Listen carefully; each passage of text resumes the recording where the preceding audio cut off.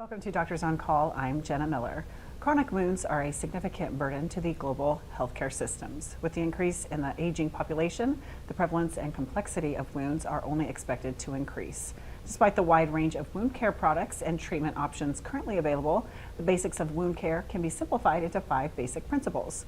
We'll learn about those as well as the importance of wellness checks. The right preventative care at every stage of life helps all Americans stay healthy, avoid or delay the onset of disease, keep diseases they already have from becoming worse, lead productive lives, and reduce costs. We'll discuss those topics and more on Doctors on Call with our guest, family physician, Dr. Tyrel Somers.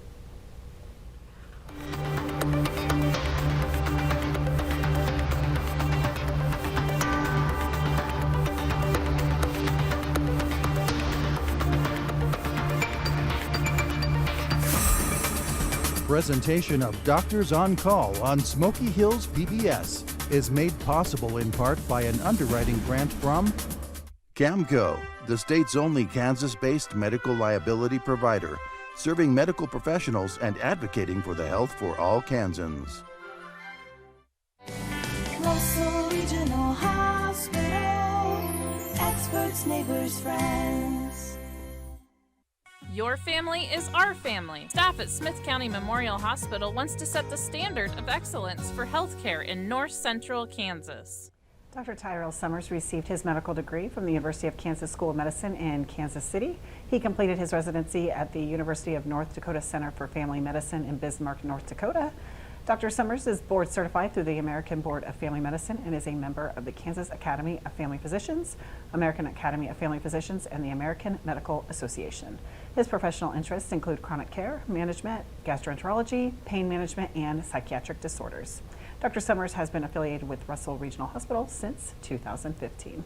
Our phone lines are open at 800-337-4788 toll-free if you have any questions regarding wound care and wellness checks on today's show. Doctors on Call brings you information which may be useful to you, which you see when you see your own physician. Thank you so much for joining us again, Dr. Somers. Let's go ahead with some questions. First of all, let's talk about your involvement with wound care at Russell Regional Hospital. Yeah, so I started working with the wound care center there at Russell Regional Hospital back in November of 2021. I've been doing that now for over a year and a little bit more. We started doing a training through a company called Restorix, where they have a wonderful group of nursing staff as well as a wonderful kind of treatment regimen that they taught and trained me to do, and I've been taking care of wounds ever since then. I'm there every Thursday morning from 8 o'clock until noon, though if we have more patients we would definitely expand those wound center services. We're more than willing to see even more people. We take care of a variety of different types of wounds. As a matter of fact, it would be better off, honestly, if you have concerns about a wound that you'd like to be seen by a chronic care physician, we'd be more than glad to kind of get a referral sent to us so we could get you seen, rather than kind of go over the detail of every single wound that we could care there for. And how deep, if you will, should a wound be before you actually go in and see someone? Yeah, so a wound necessarily doesn't have to have a certain depth or a certain kind of look to it before you seek care. The biggest thing is to make sure that it's become a chronic wound in order that we can give you the right kind of treatment and the best kind of care that's possible. What I mean by a chronic wound is something that's been present and not improved for a period of around 2 or 3 weeks, to be honest with you. If it's not healing in the way that you think that it should, or it's not closing the way that a normal wound would, coming in and being evaluated could prove beneficial, could reduce scarring, and could improve kind of your overall appearance in the area, as well as the overall care that you get. And what are some of the most common wounds you treat at the hospital? Oh, we treat a plethora of different wounds. We see a lot of diabetic individuals who have diabetic wounds that come because of poor sugar management. We see a lot of traumatic wounds. We see post-operative wounds. After people have procedures, they have the wound that separates, and we care for them there. We've had people who've had problems with vascular congestion. Their veins just don't drain, and so the swelling that's caused by their legs or by just not draining those veins causes wounds to occur. We also have arterial wounds that we've taken care of where people don't get good blood supply. And so because of that, the area becomes dead and starts to fall off, in which case we've taken care of people that way. And then I mentioned like post-surgical care wounds. We also have people who we've sent for wound debridement and treatment that have had to come back and receive wound care from us even further afterwards. So that's just an example. We've seen a whole other types of wounds too as well there. Sure. And what can be causes of delayed wound healing? By far the biggest cause of delayed wound healing is something that's going on that keeps a wound within the inflammatory phase. Normally a normal wound, like if you cut yourself, white blood cells go into the area, they clean up and kind of trigger different cells to produce different forms of connective tissue that help close and make new skin cells that can kind of bridge and form closures over the area of the wound. If a person has an interruption in that, whether it be because of medication, immunocompromised state, whether it be because of infection, whether it be because of shear forces like stretching, pulling, any number of different things that can cause problems where your wound won't heal properly, in which case you may need additional treatments and additional kind of interventions to help with your wound healing. And how do you make an assessment of the wound? So yeah, by far the biggest thing before we take care of a patient with a wound is making sure that we take a good look not only at the size of the wound, but also what underlying comorbidities the person has or what diseases they have that kind of led them to have a poor wound healing state. We'll check and see if a person is diabetic. We'll check ultrasounds and different types of scans and studies to see if there's a problem with blood circulation, whether bringing blood back up through the vein system or whether giving blood back down by the arterial system. We also check sensation in the area. We also measure and kind of determine what size the wound is. We also look in to see if there's any signs of any kind of dead tissue within the wound or any kind of problems with abnormal tissue within the wound that would impede wound healing as well. And why is wound cleaning an important step? Wound cleaning is by far the most pivotal step in all of these things, especially with wound care at home. Getting a wound that's good and clean and healthy without any contaminated bacteria, but that also is decontaminated from any kind of excessive skin or debris, allows for much better wound healing and also minimizes the risk for complications. There's tons of over-the-counter wound washes that work exceptionally well, but to be truthful with you, the best thing is still just regular old soap and water. Making sure that you do a good job rinsing out as much as possible to make sure that you're kind of minimizing that risk. Now, when I do say soap, I don't mean those good floral smelling soaps or those ones that you can get at different kind of stores that smell really good. What you want to use is just a very simple, very basic soap with a very small amount in the wound area, along with lots and lots of irrigation, lots and lots of water to go through it. But if you do have access to a wound wash, which some people do, it's completely fine to use, and those are great as well. And is it better to cover a wound or to leave it open? Depends upon the wound, honestly. That's another big thing within wound healing. For the most part, the vast majority of wounds, though, it's much better to keep them covered than to leave them open. Eventually, there are times when leaving one open is better, but truthfully, most of the time, one of the main kind of culprits of continued wound delay in healing is pressure. And so keeping it covered kind of minimizes some of the pressure and some of those shear forces that I talked about earlier that can cause problems with your wound healing. We're going to go to the phone lines. We've got April on the line from Hayes. Go ahead with your question for Dr. Somers.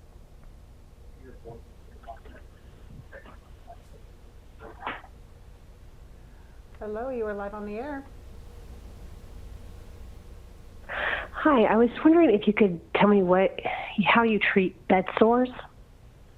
That's a wonderful question on bed sores. So bed sores are pressure ulcers, is kind of what we define them as doctors. Come in a variety of different sizes and different kind of shapes. By far the biggest thing to prevent bed sores or to help with them is to offload pressure as much as possible. So for example, when an individual is laying in a bed for a long period of time and puts lots of friction and force onto a specific area, over time it will wear down. Our skin is just not designed for that not to occur.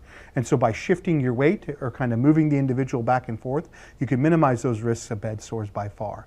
Your body naturally does it. For most people that are healthy, that have a good immune system and a good neurovascular system, they'll do a great job of kind of shifting their own weight. As a matter of fact, you might see Dr. Somers every now and then kind of shifting in his chair. That's something that we do naturally without even thinking about it, that takes weight off of ourselves so that we don't form pressure ulcers. But those individuals that have a compromised nervous system or that because of severe sickness or illness can't move, we have to make sure that we're doing a good job moving and shifting them to take the pressure off of them. If you do develop a bed sore though, which can happen, by far the best thing is to help get that pressure off and then provide any additional kind of treatments inside of the wound. Sometimes when we look, the majority of bed sores happen kind of on the sacrum or the buttocks area. And so you have to do some cleaning in that area because of the amount of kind of contamination that happens near the rectum and that. So you have to make sure that it's clean. Sometimes you have to do cleaning inside of it. But we also use special products sometimes to pack into that area that allow better healing kind of inside out. In worst case scenario, we have very severe pressure ulcers that can happen that get all the way down into the bony tissue, in which case like a wound vac might be needed, which is a specialized type of vacuum that allows kind of the tissue to be slowly healed from the from the inside out over time. They're very specialized pieces of equipment that we use at the Advanced Wound Healing Center in Russell Regional. So if you do need anything like that, or you have any concerns about those sores, seeing a wound care specialist would be very warranted for sure. Okay, great information. How often should dressings be changed? So most dressings on chronic wound patients can last anywhere between 1 to around 3 days. There are some specialized dressings that can go further than that.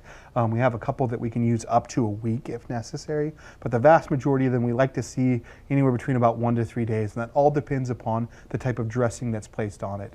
In our specific practice, we try our best to not use a daily cleaning or daily change dressing. We just find that to be very burdensome for some of our patients. And so we try our best to kind of make it so that they can come in and see us, and then a few days later come in and see like one of our nurses in our facility, and do that several times in a week to help allow wound healing.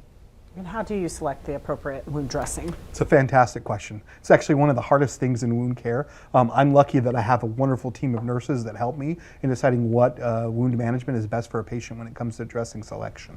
Some things we look at though are first off kind of what the wound is presenting from, what is causing the wound. The next thing we look at is what's going on inside of the wound. Is there tissue there that needs to be out of there that we just can't get out? Sometimes when I see a patient, we'll undergo a process that we refer to as debridement. You heard me kind of use that phrase earlier.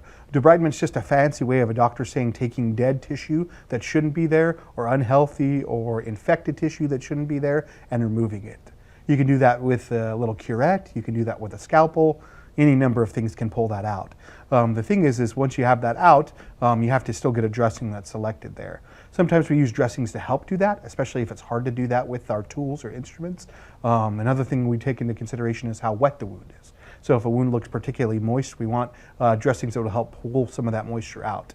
So yeah, it really depends. It's a hard thing to select dressings, and again, the best thing is to understand kind of what you're dealing with and how to best face it.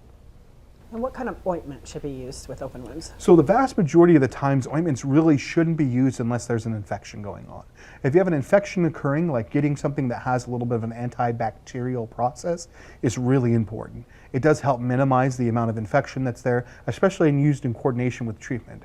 But I'll be truthful with you, the majority of infections that I find within a wound bed, I prefer using either an oral and an IV antibiotic treatment. There we go.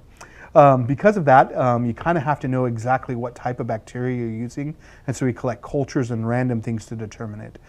We use an ointment every now and then to help with kind of cleaning up some wound surfaces, but again, that's rarely used. So for the majority of the time, we don't really use a lot of ointments within a wound base. When you first have a consideration, for the majority of the time, we don't really use a lot of ointments within a wound base. When you first have like a wound in which like you cut yourself, it's nothing that's too bad. Of course, like a triple antibiotic or something like that is completely reasonable and completely fine in the first couple days. But after that point, you really shouldn't use too much ointment within a wound. That tends to kind of make it more moist and prevents healing from happening. And what are some of the signs and symptoms of a wound infection? Yeah, so a wound infection can look like a bunch of different things. By far one of the most universal signs we see is redness or kind of warmth within the wound itself or around the wound proper. Sometimes you can see actual drainage coming from it, and that can look like green discharge, that can be white, pussy looking. I know that's all not fun words to think about, but it can definitely look abnormal with that. Sometimes you can even see just regular discharge that's kind of yellow, orangish in color, or even brown in color. Sometimes too with a wound that has an infection, it'll feel what we call a boggy, which means that when you push on it, it kind of feels like there's a spring to it that isn't normal for healthy and good tissue. That can sometimes actually mean there's a lot of things happening underneath that area that need to be addressed. Again, I would encourage you, if you look like you're concerned that there's a secondary infection going on within a wound, getting seen by a provider is exceptionally important, whether it be a primary care doctor or a wound specialist, whoever you can see. And are antibiotics prescribed for an infection? Yeah, by far the number one in treatment is still antibacterial treatment. As I mentioned earlier, we normally get culture swabs. So if we see any discharge, if we see any drainage that needs to be removed, we'll collect a small sample of that and send it off to the lab to analyze. Based upon that, it can tell us exactly what treatment is necessary. Our biggest concern with wound care is also there tends to be underlying health conditions that make their wounds more complicated, and so we're much more prone to use both IV and oral antibiotics to treat these individuals as compared to the general population. There are chances if you're a young, healthy individual and you get a wound infection that you may get better without antibiotics. It's absolutely true. But for the people that I care for in our wound center, they have such an immunocompromised state, their immune system isn't healthy, that getting antibiotic treatment is extremely important and crucial to getting them healed properly. And do you ever send in tissue biopsies if a wound is not healing? Yeah, absolutely. We do that quite often, especially if I'm taking off a lot of tissue from someone or the tissue looks abnormal compared to what I'll expect to see. We'll take whole sections of tissue and send that off to look at underneath the microscope as well, and also to culture as well to make sure there's no infection going on.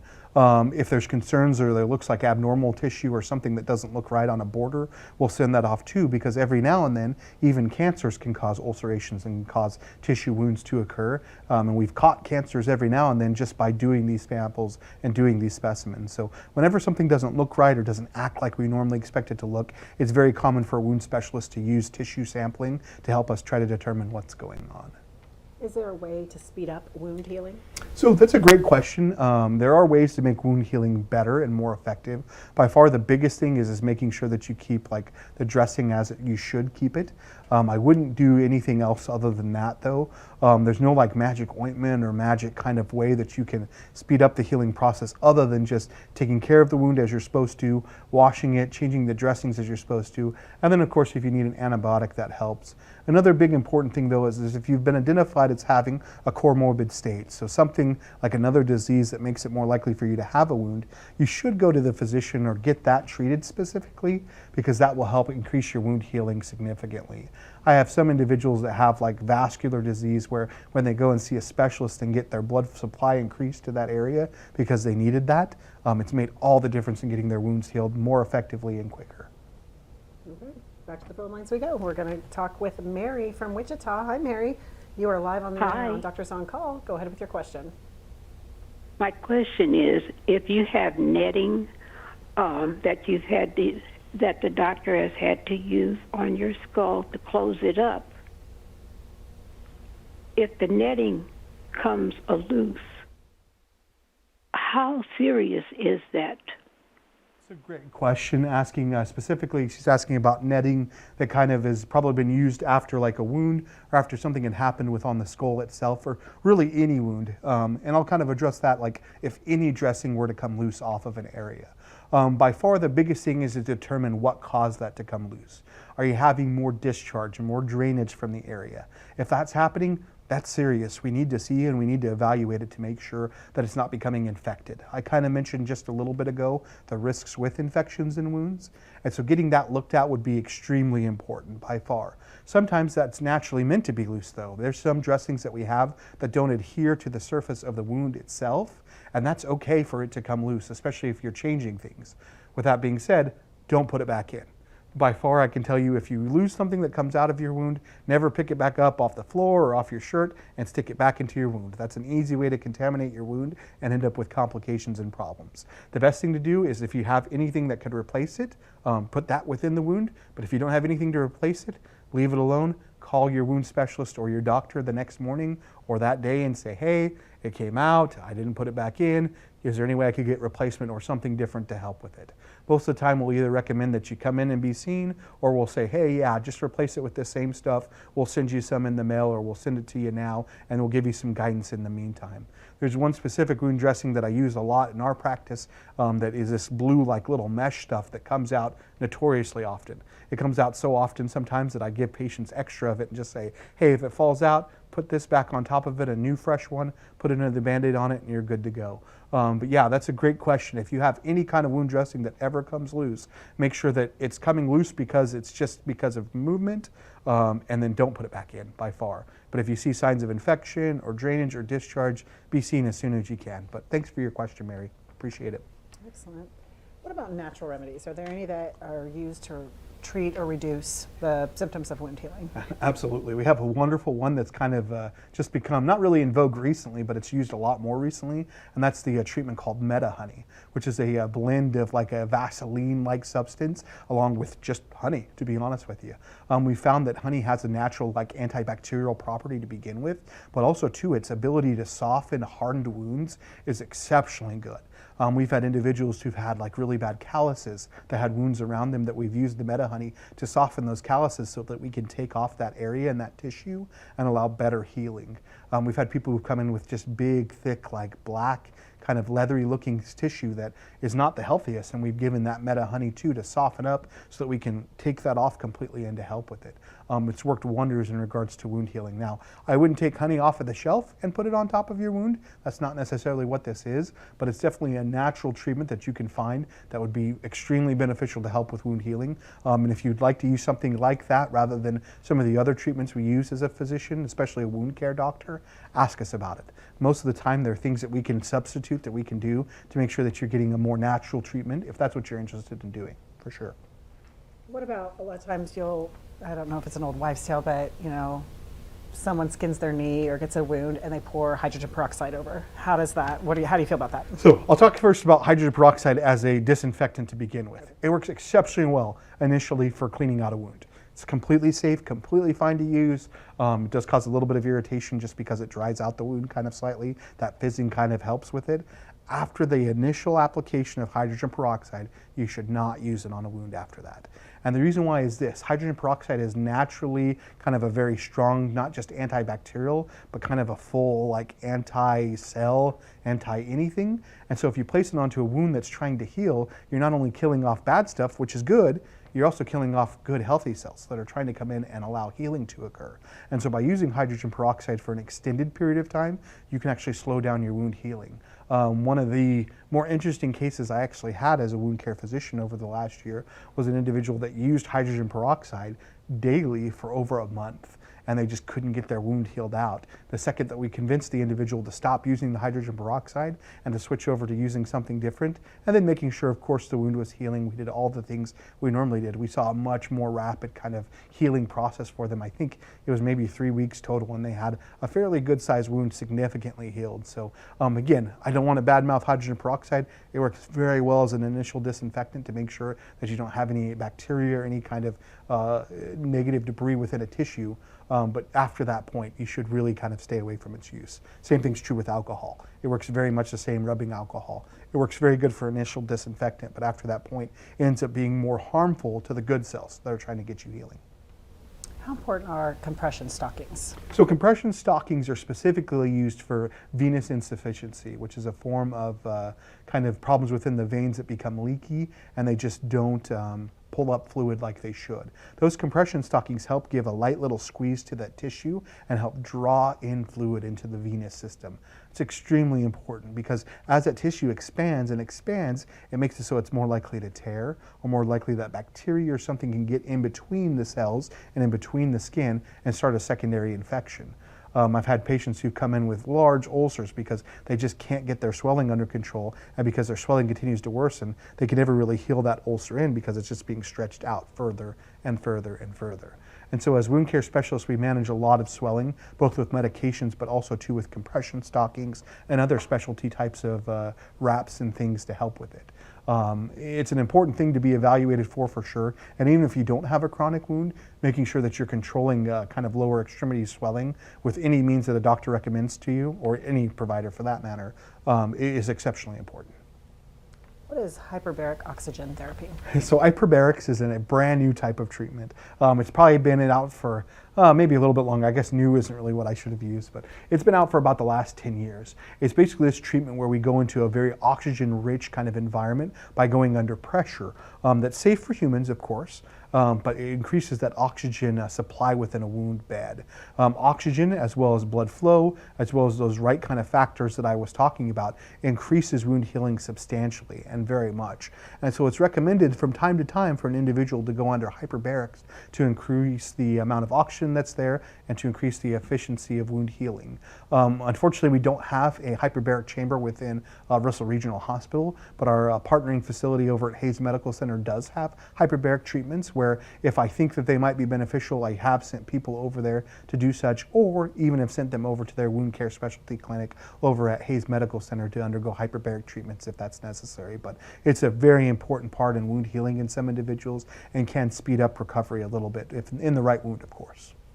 And how many sessions does a patient usually have to undergo? So the vast majority of the time, like you're looking at anywhere between about 5 to 20 sessions of hyperbarics to kind of get healing sped up for an individual. Most hyperbaric treatments can last anywhere from about 2 to 4 hours, just depending upon how much oxygen, how long they want you in that state. So the important part is realizing you'll be kind of trapped within like a submarine. That's the best way to describe it. It's kind of like this little pressurized room and little chamber where they'll place you within. So if you have problems with claustrophobia, it can be a struggle. It can be hard for some individuals. But if the person doesn't and they need it, it's a very important kind of tool we use in wound care to help speed up the process. And what can be done to reduce scar tissue? That's a great question. Most of the time with scar tissue, the best thing that you can do is wait for that full kind of healing to occur over the tissue, and then using a little bit of vitamin E is beneficial for it. There's some over-the-counter too, like different treatments that do contain vitamin E in it, like lotions and creams and things like that, that have been shown to help with scar formation as well. Other than that, the biggest thing is just getting the wound healed faster than not. If you're having problems with wound healing, there can be other issues that occur. Sometimes that can be keloid, which is an abnormal formation of cartilaginous tissue. But then sometimes too, it can be a sign that you have problems with underlying wound healing. In which case, if you scar constantly, seeing a provider to talk about that might be important, because the next time you have a wound, they might recommend that you go to wound care for healing rather than just doing standard wound healing. So it's one of those things where if you notice it's a problem for you, to talk with your provider and see maybe if there's something you can do better the next time you have a wound so that you don't scar as much. But once a scar forms, the best thing to do is just to use some of those treatments to help. Excellent. Well, thanks goes to Dr. Tyrel Somers from Russell Regional Hospital for being our guest tonight. On our next Doctors on Call, we'll be discussing health advocacy. You can also email questions for our next program. That address is doctors@shptv.org. For Doctors on Call, I'm Jenna Miller.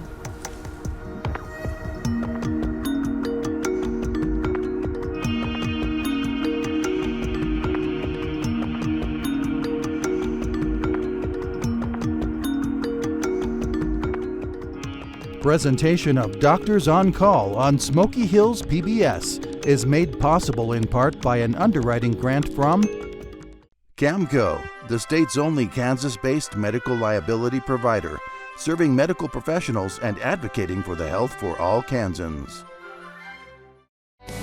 Russell Regional Hospital. Experts, neighbors, friends. Your family is our family. Staff at Smith County Memorial Hospital wants to set the standard of excellence for healthcare in north central Kansas.